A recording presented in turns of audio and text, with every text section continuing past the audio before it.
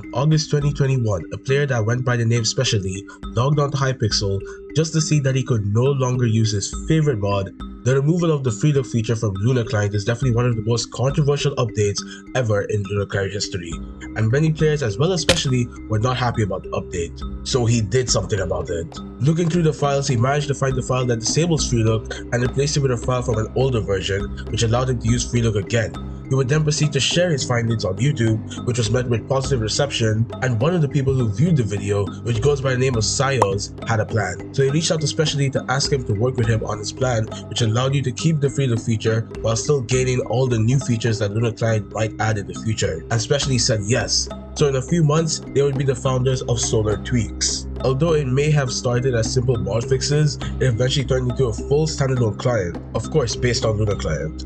And with the client looking pretty much identical to Lunar Client, all the way to even the logo of the two clients, and as the demand for the client continued to rise, every video on the client would rack up a ton of views. As they continually worked on the client, adding new features, and even allowing users to access everything in the Lunar store, as well as use cracked Minecraft accounts, and considering that Minecraft is one of the most pirated games in history, this move saw a lot of new players for the client, and by the end of 2021, Solar Tweaks had thousands of users using their client every day. But it will also be around this time that one of the owners for Lunar Client, Psyche, got to know about the client, reaching out to the owners of Solar Tweaks, asking them to take down the client and even threatening legal action if they do not. Many would assume this is because Solar Tweaks actually breaks Lunar Client's TOS about license restrictions and prohibited content. The client also allowing access to Lunar cosmetics for free may also be a factor, especially trying to reach a compromise with no avail. They decided that the next best course of action was to just ignore him. They would double down and release Solar Tweaks 4.0, which included lots of new additions to the client.